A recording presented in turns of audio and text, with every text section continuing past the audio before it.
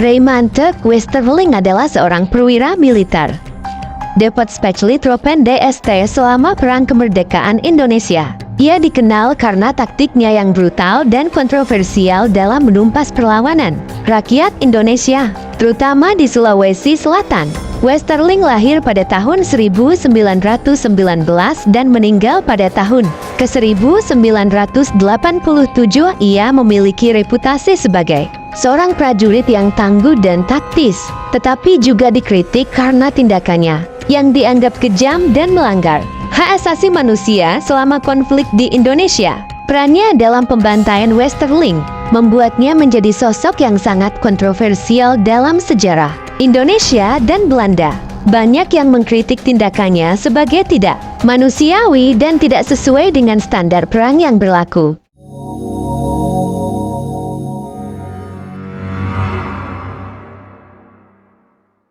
Pembantaian Westerling adalah peristiwa kekerasan yang terjadi di Sulawesi Selatan, Indonesia, pada tahun 1946 sampai 1947.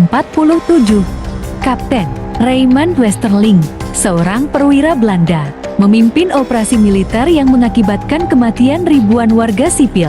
Peristiwa ini terjadi dalam konteks Perang Kemerdekaan Indonesia, ketika Belanda berusaha merebut kembali kendali atas Indonesia setelah proklamasi kemerdekaan.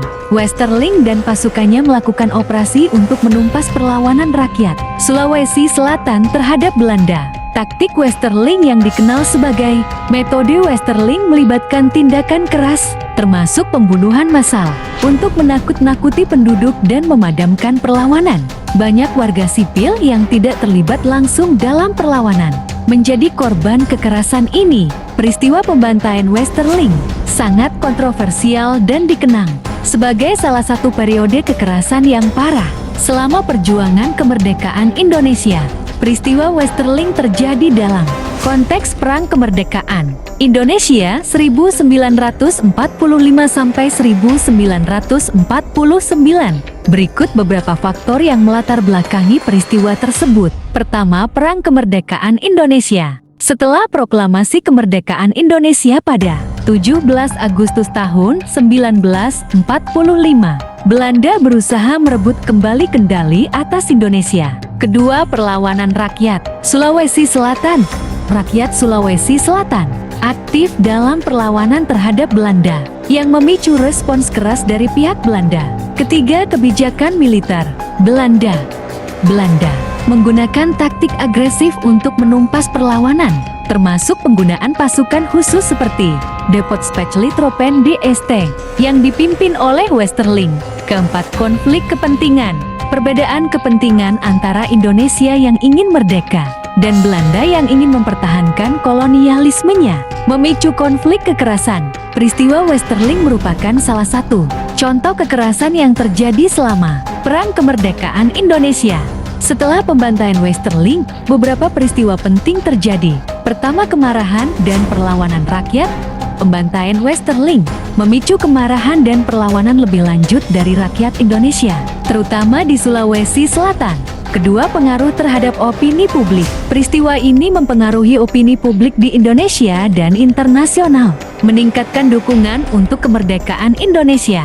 Ketiga, investigasi dan kritik. Pemerintah Belanda dan komunitas internasional mulai mengkritik tindakan Westerling dan pasukan Belanda. Keempat, Westerling meninggalkan Indonesia. Westerling meninggalkan Indonesia pada tahun 1947 dan tindakannya terus menjadi topik perdebatan dan kontroversi. Kelima, dampak pada hubungan Indonesia-Belanda. Peristiwa Westerling memperburuk hubungan antara Indonesia dan Belanda yang sudah tegang karena Perang Kemerdekaan. Pembantaian Westerling menjadi salah satu contoh kekerasan yang parah selama Perang Kemerdekaan Indonesia dan terus dikenang sebagai bagian dari sejarah kelam kolonialisme Belanda di Indonesia.